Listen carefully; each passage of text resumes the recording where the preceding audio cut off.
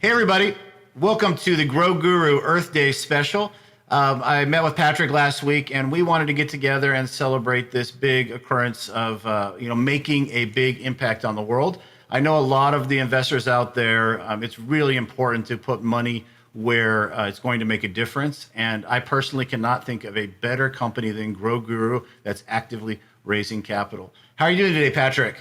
I'm doing great, Travis. I'm really excited about our discussion today.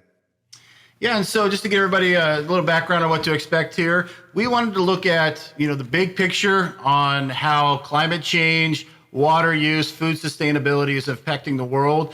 And we're going to have just a dialogue on this conversation. I'm going to do a lot of learning. Patrick's going to share a lot of his insights. He has a commitment to really making a difference on these topics, and with GroGuru leading the way. So with that, why don't you kind of open this up, Patrick? There's a lot of misconceptions in the world about what impact is, what the issues really are, and how we can make a difference. And I'd love to hear your thoughts on that subject.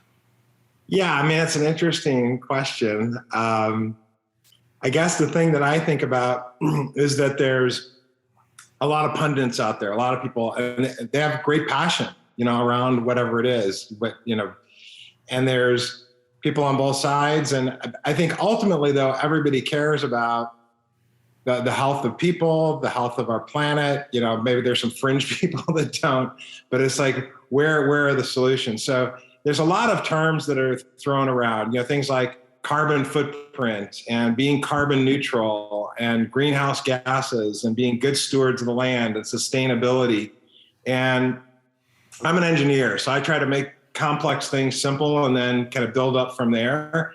And I think there's a lot of situations where people are either overcomplicating things or making things too simple and just turning them into sound bites. So I'm going to try to take a middle road here. And the issues are related to being good stewards of the land, making sure that our Earth, our planet, where we all get to live, us, the animals, the plants, everybody gets to live here, and making sure that it's sustainable, meaning it's good for our kids and our grandkids and our great grandkids and everything like that, means that we have to take care of it. We have to be good stewards of the land. We have to be good stewards of the Earth. And there's really two key concepts in my mind, at least, around, carbon sequestration, carbon footprint, carbon neutral, all this kind of stuff. One is what generates carbon and what captures carbon, what recaptures carbon. And the generation stuff is all about power plants and cars and, waste, manufacturing, people and animals. So pretty much everything except for plants and water. I mean, plants and water are the two things that recapture. So that's kind of the big thing. And the plants can either be plants that we grow for food, or it can be plants that are just naturally existing, like the rainforests. And there's this big belt of trees, like in Canada, kind of the near the top of the world, where that takes a tremendous amount of carbon out of the planet too, because that's what plants do. They take carbon in, and then we put, CO2 out, they take CO2 in. So if you kind of zero in on kind of the generation part of it, a lot of the arguments are around fossil fuels, which is really, oil, natural gas, coal, and, this creates a lot of carbon, creates a bigger carbon footprint. Now, natural gas creates less than the others. So, there's this argument about, hey, natural gas versus other things. And I'm actually a pretty big proponent of using natural gas for power plants. Then people act like electric cars are going to be the big solution, which is a solution that is important. But electric cars are operating on batteries, and batteries still need to be charged with electricity. So that means you have to have power plants to create the electricity to charge the cars. So it's not like you eliminate fossil fuels completely unless you eliminate fossil fuels from the generation plants, the power plants. So the other kind of things that can generate electricity is hydro. There's big hydroelectric dams where water kind of flows to the dam. Or you can have wind and solar, which have benefits, but also issues, environmental issues, especially wind, with the things that they create. And then you have things like nuclear. So they all have positives and negatives. So that, you can argue all day about the positives and negatives of each. But if we have a planet where 70% of the world's freshwater supply is already used for agriculture irrigation, and we have to increase the amount of food by 70% by 2050, the year 2050, just to keep pace with population growth, then it's a big problem, and we are going to need to build new power plants. We are going to need to generate electricity, or we're going to completely change the way of life. And I don't think that there's a vast majority of people that want to do that. So how do we do it without that much of a disruption? You have to go into the recapture side. And the recapture side is really about, preserving the rainforest, preserving, kind of the natural vegetation, but there's an immense opportunity associated with carbon sequestration with plants that are grown for food. And there's really kind of three things if you look at for food. Is food to feed people, it's food to feed animals, and it's food to feed animals that are eaten by other animals or by humans. So, that's where you get into things like alternate protein, like, there's been a huge amount of investment in alternate protein, things like the wonderful burger and all these kinds of things. So that's kind of what that's all about, is if you're growing food to feed cows and pigs, and then you slaughter the cows and pigs to feed humans or, other animals, then there's a bigger carbon footprint created by that. You don't get the efficiency through that. Now, those are sources of protein that I think a lot of people aren't willing to give up. So the key is, how do we cut it back, not eliminate it completely? And how do we get away from kind of feedlot oriented stuff to more things that are natural, like cows that are fed grass instead of cows that are fed feed-like food. So, and these are all things that kind of help human beings too, in terms of, having a more natural, organic, less preservatives type of diet, because there's a lot of problems with human health right now associated with that, which is a whole other issue that doesn't even deal with Earth Day. So from a kind of boil this down to the GroGuru perspective, we're really all about how do you help farmers. I mean, we're all about farmers, and we're all about the planet in terms of food security, increasing crop yields, helping farmers make more money, be more profitable, stay in business, and how can they be more efficient with the scarce resources, which is water predominantly, but also energy, the energy to run the irrigation systems, and also fertilizer.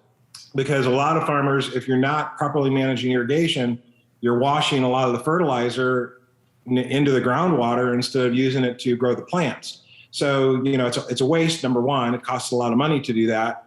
And number two, it puts nitrates in the groundwater, which is an environmental hazard, increases greenhouse gases, increases the carbon footprint.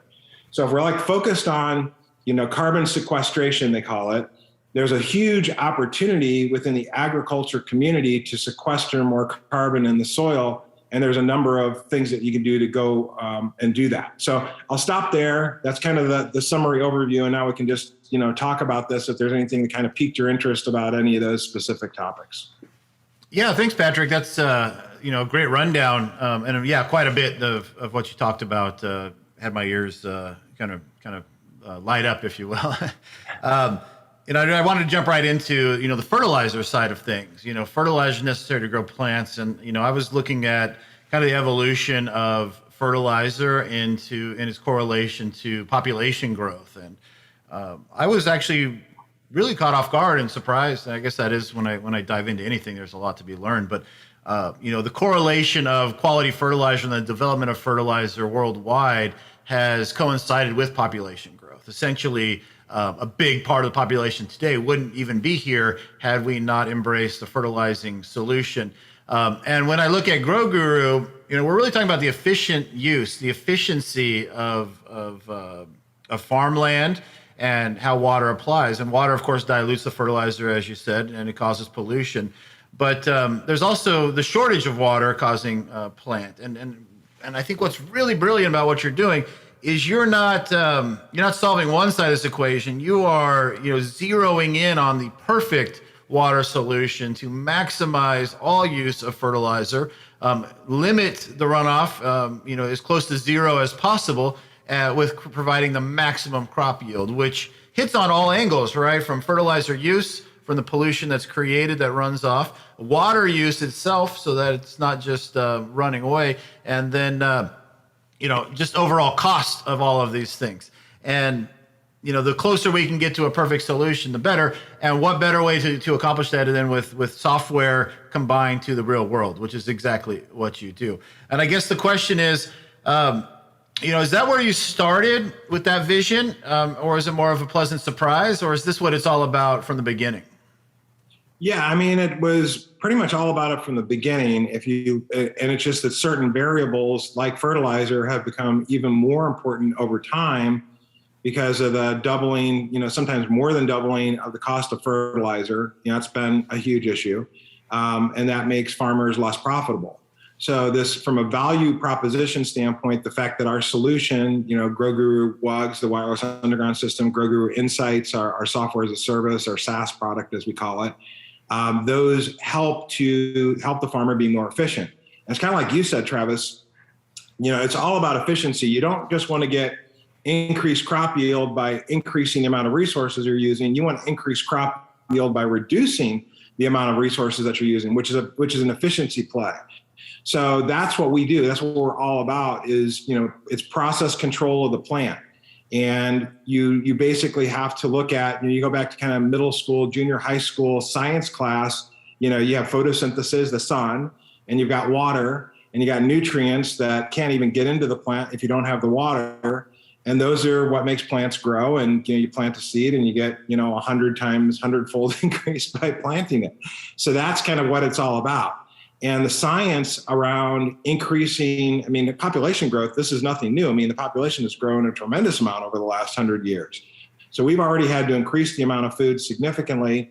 And farming is incredibly complex. It's a very complex job. Farmers have a super tough job, and we're trying to make their job easier because you not only have to worry about water and fertilizer, you have to worry about pests and then pesticides. You have to worry about weeds and herbicides. You have to worry about what seeds are you going to grow, what crop rotations are you going to use, what tilling practices are you going to use.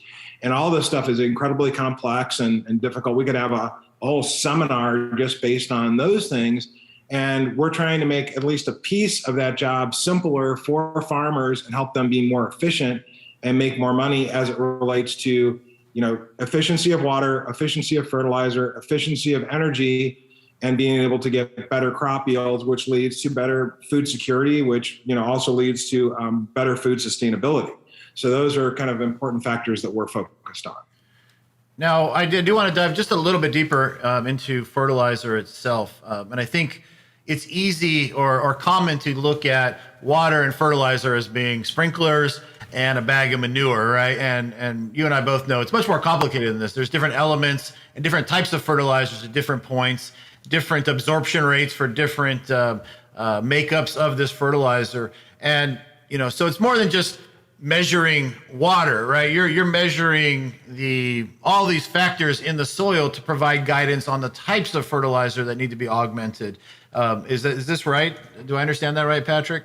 Yeah, Travis, you're actually right about one part and not about the other part, at least today. I think we have some things from a roadmap standpoint that can be important there. Let me explain. So yes, fertilizer is more than just about throwing a bag of manure onto a crop. There's a lot of different chemicals, nutrients, micronutrients that make up fertilizer, and depending upon what crop type, whether it's corn or trees or soybeans or whatever, or cotton, and whether, what soil type you have, what's naturally available in that soil, what's not available in the soil, what part of the country you're living in, what kind of seeds and hybrids you're using. So there's a lot of things that go into this. There's a lot of science associated with this stuff. And at the simplest level, the big three from a nutrition standpoint are nitrates, phosphates, and potassium. Nitrates have the ability to migrate through the soil much more quickly than the rest. That's why you typically end up with nitrates in the groundwater. And think about ammonia. So basically, there's three types of nitrates, but they all convert into the right kind of stuff that helps the plant grow and helps the plant be most fruitful. So what GroGuru does is we don't directly measure the micronutrients with our current solution. We measure something in some cases. We always measure soil moisture and soil temperature. And in some cases, we measure what's called electrical conductivity, which is a proxy for how much salt is in the soil, salts in the soil, and micronutrients are salts, just like sodium is a salt. So we can't tell if it's sodium or if it's a micronutrient, but we can tell if there's salt buildup in the soil where you need to do a flush, or if there's, leaching going on. And then there are sensors on the, they're coming on the market that do actually measure micronutrients that could be something that GroGuru, also implements in the future. But getting back to your main point that you were trying to make is, yes, it's a complicated thing. And no matter what, if you're overusing fertilizer, which typically results in, you're overwatering, you're over irrigating, because instead of the fertilizer going into the plant to help it grow, it washes through the soil into the groundwater. That's an environmental problem. And we're seeing, that in a lot of places. We're seeing it in California, we're seeing it in the Great Lakes region, we're seeing it in Iowa, where there's a lot more government regulations, fines going on associated with putting nitrates into the groundwater. And this is something where our solution, just by focusing on the irrigation part of it and making sure you're irrigating most efficiently, a secondary positive impact of that is that you're going to use fertilizer most efficiently, because you're going to be letting it go into the plant instead of going into the groundwater. And so California and Nevada specifically right now are going through massive drought in a lot of the West.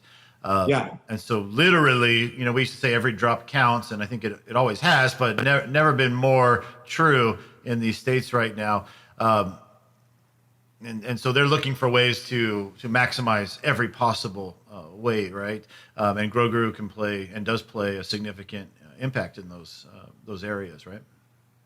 Absolutely. I mean, the impact that we make is the biggest value proposition we have is in irrigated acreage today. And especially irrigated acreage where they're fully irrigating, which means they're irrigating the entire time during the growing season. And in some cases, like in the Western Corn Belt, which is kind of the Texas Panhandle up through, the Western Kansas, Western Nebraska, really all the way up to the Dakotas, they get their water from an underground lake called the Ogallala Aquifer, which is also having problems in terms of water scarcity, and they're limited. They have water restrictions on how much water that they can use. So you got that region, you've got California, and in that kind of Western Corn Belt, a lot of those farmers have to actually pre-irrigate, which means they have to water the ground before they even put plants on it, because they can't keep up with the plants during the growing season. So it's kind of like filling the bathtub before you take a bath. They have to make sure they fill the profile, they call it, and get enough water at various depths in the soil prior to planting the crop. Otherwise, they're not going to get maximum crop yield. And with the GroGuru wireless underground solution, what we call the WUGs, we have a permanent installation of the soil sensors. So prior to GroGuru, before GroGuru, there was no ability to actually accurately measure pre-irrigation. Now farmers are able to do that because the soil sensors are already in the ground. They're there 24/7, 365, and we're able to do better management of pre-season irrigation, year-to-year comparisons, a lot of things where our algorithms around artificial intelligence and machine learning are making farmers even more efficient in the second year than the first year. We've heard from farmers that are using what are called center pivot irrigation. So if you fly over the Midwest, you see the big circles on the ground. That's center pivot irrigation. And in center pivot, which is the dominant way that they're irrigating field crops in the Midwest, they get an extra 10% efficiency improvement on water in year 2 versus year 1, which they're already getting like a 10 to 20% increase in year 1. So this is just massive and extremely valuable for farmers. And in drip irrigation, it's even more than 10%. So it's super exciting. I mean, we love helping farmers and, finding out ways to continue to make them more efficient, because it's a big issue. It's a global issue, and it's important that we are able to feed the world, but do it in the most efficient way possible without destroying the planet in the process. Let's talk about the global side of things. And that's what's keeping me up at night in a lot of ways. There's a lot of new economies, and it's good overall for quality of life. But a lot of poorer countries are coming online and innovating. But with that innovation, a lot of that is bringing in the old methods that we're already doing. And I think it's clear to me, although I don't have all the data, that if we just did the same things we were already doing, the world can't sustain doing things inefficiently. And so looking at solutions that provide the most efficient type of technology to augment and facilitate this growth around the world, I think is one of the most important things we could be doing. And I'd love to hear your thoughts on that, Patrick. Yeah, I mean, if you look at the United States, there's 52 million irrigated acres in the United States. 44 million of that is annual field crops, where the GroGuru wireless underground solution has a distinct advantage. So 85% of irrigated acreage is corn and soybeans and rotation crops like cotton, wheat, sorghum, things like that. There's 313 million overall acres in the United States of farmland, and globally there's over 3 billion acres. So you can see that globally it's a big deal. Now it's kind of a mixed bag, because if you look at places like India, they haven't really applied as much precision agriculture. It's smaller farms. India and Pakistan, kind of smaller farms, more specialized. Whereas the United States has, heavily implemented precision agriculture, as well as Australia, as well as Israel, and even China has really kind of jumped on the bandwagon over the last 10 years. They've really improved what they're doing from a precision agriculture standpoint. So kind of step one is, implementing some of these processes whereby you can grow more food for more people. And there's just a massive, multi-year, multi-decade opportunity for solutions like GroGuru that continue to improve the planet going forward. And, ground zero for us is really the United States, because they have, the United States has, obviously it's a huge grower of food, not only for the United States, but worldwide. And then, South America, Brazil's getting big. I think as we expand into the international footprint, we'll extend into Canada and Mexico, and then eventually Latin America and South America.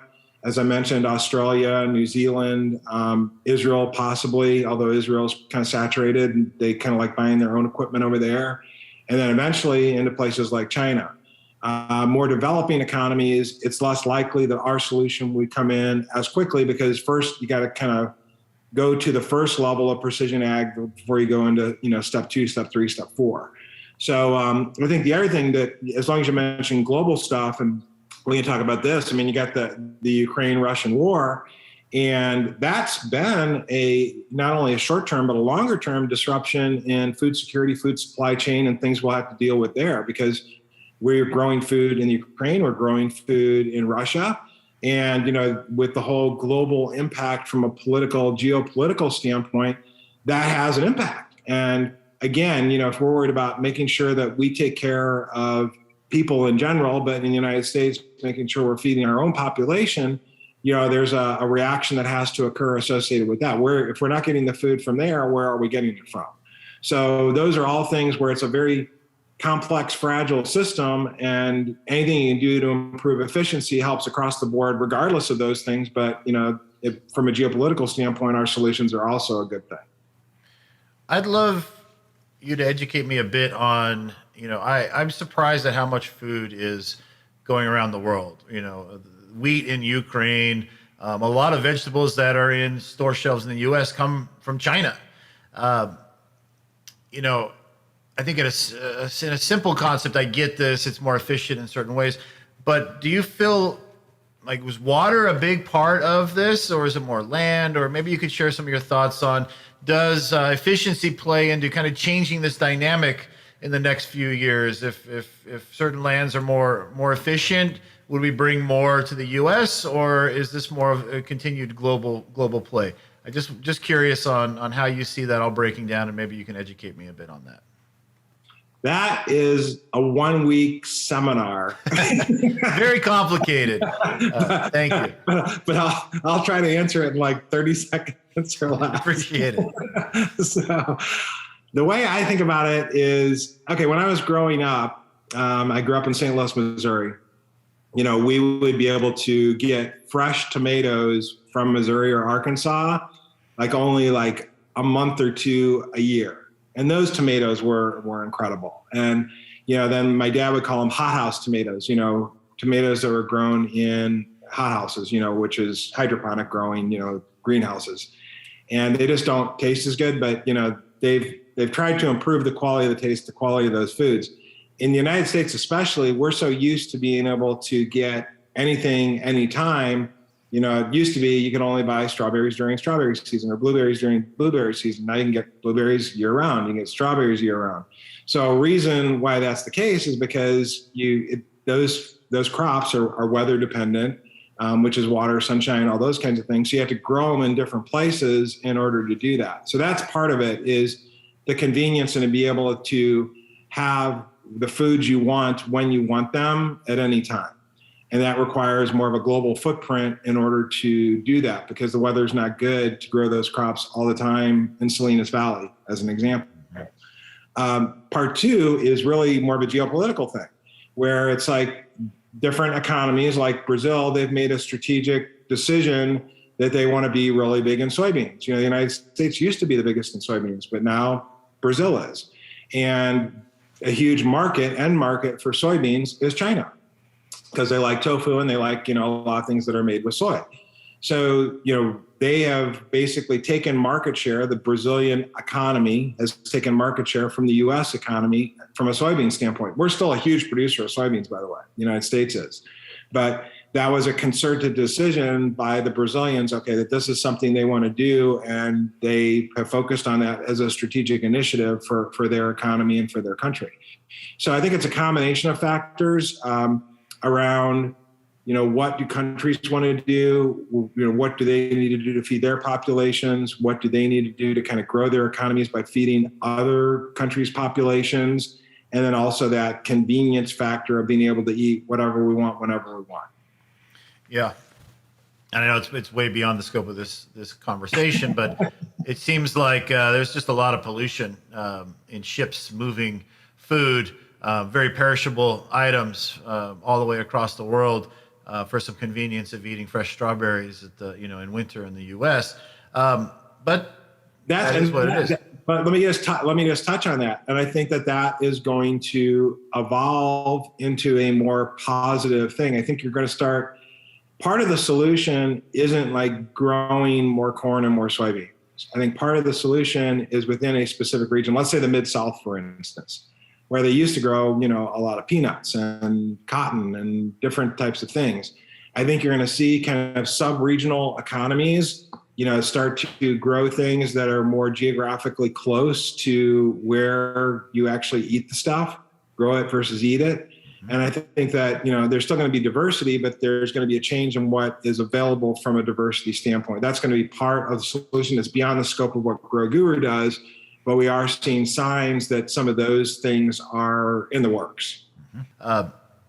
Food sustainability, the issue with, let's talk about Ukraine a bit, a massive player in the wheat space. And, I believe it's the largest in the world and a big supplier around the world. What other factors besides, war and what is this? Just a locked in one company that kind of has a monopoly on certain foods that are critical to the global population. And I'd love to hear your thoughts on maybe even expanding on what you just had said about bringing things a little bit closer and how the world's heading that direction and how that ties back to Earth Day. Yeah, there's a couple things there. One is, and people confuse these two things around food security and food sustainability. And food security is being able to get what you want to eat when you want to eat it at a most selfish level. but at a more like realistic level, it's like, do we have enough nutritious food to feed the population, the global population? So right now, we have some technical challenges of being able to increase the amount of food that we need to produce and nutritious food that can get to people. And there's a whole separate issue around food waste. And, there's companies that are focused on those kinds of things too, that a lot of food never gets to market because of transportation issues and logistical issues. So there's food waste issues as well. Or people, they buy the food and then they throw a bunch of it away. So those are other areas where there's efficiency improvements beyond the scope of GroGuru, but there are other companies, there are other global initiatives, country initiatives around, those types of things. And those things also improve food security. Food sustainability, I think more about in terms of being good stewards of the land. So if you think back in kind of the 30s when we had the Dust Bowl, where the whole central part of the country, there was over farming and there wasn't proper rotation crops. And then they couldn't grow any food there for years because they basically decimated the soil. And a big focus of our farmers, our customers, are how do we make sure that doesn't happen? So it's really around things like different farming practices. And some of the big ones are a lot of farmers are moving what's called no-till, which, allows the microbiome, the natural microbiome in the soil to be more healthy. Things like using proper crop rotations, using cover crops, and then using, the right amount of water, not over fertilizing. And then there are kind of supplemental things you can do in terms of like artificial microbiome, but there's so much that you can do just naturally as well. So all of those things improve the quality of the soil for growing crops. And that also improves, the sustainability of the land, but also the sustainability of the food sources.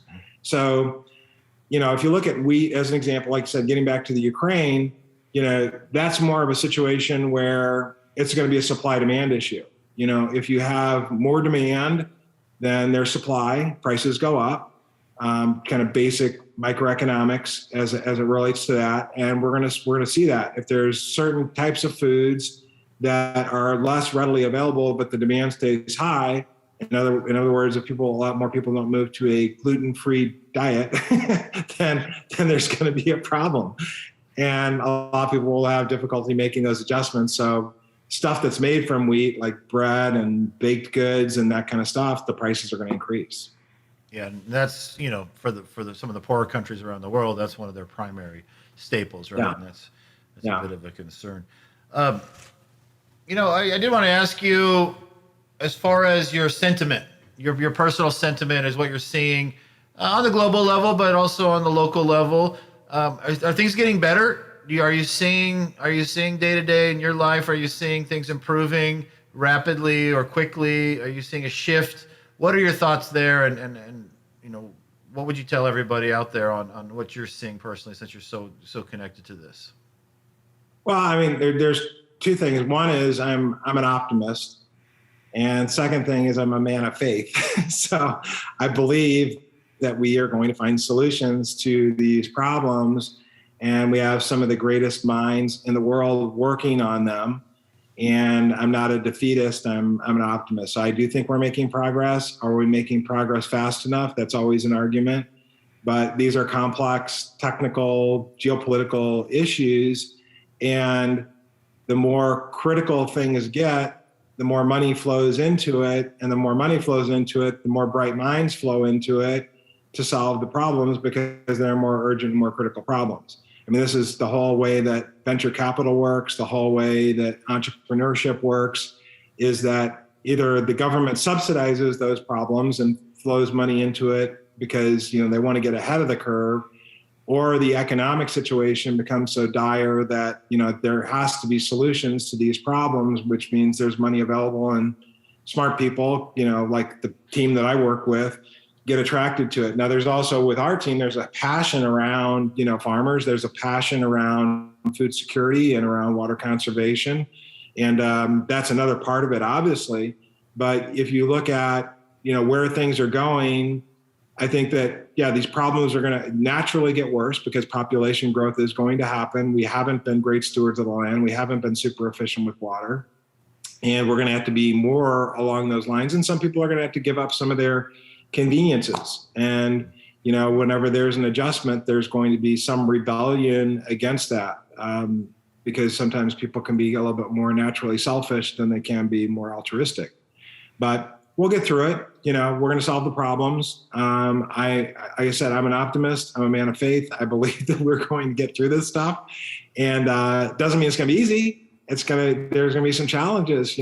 We've had challenges at GroGuru, and but we believe in what we're doing, and that's what entrepreneurship is all about. It's about being creative, but also having patience and perseverance and stick-to-itiveness, and not letting setbacks defeat you. Learning from them and adjusting and continuing to move forward.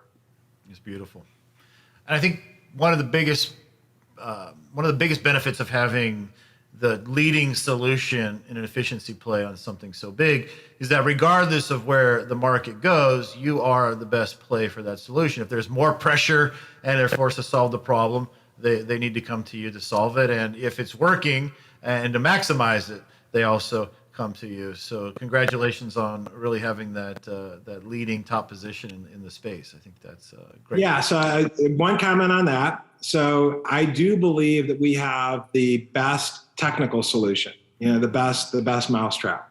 We are not the market share leader because we're more of a new entrant, and there were some incumbents that had, 1.0 versions of the solution. We have like more of a 2.0 or a 3.0 version of the solution. So we're kind of chipping away at that.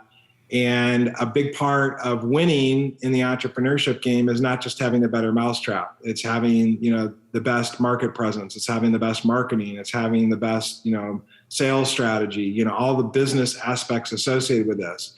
And as you know, Travis, that's what we're all about. And we're raising additional capital. I think we've proven product market fit.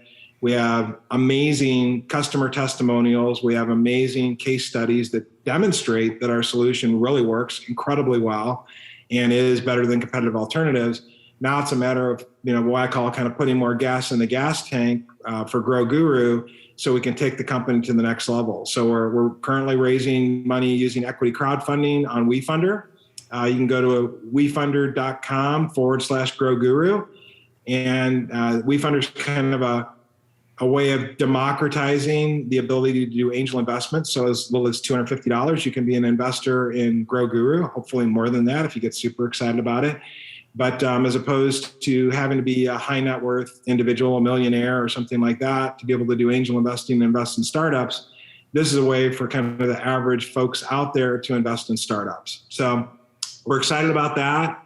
We just launched within the last few weeks. We got some initial momentum there.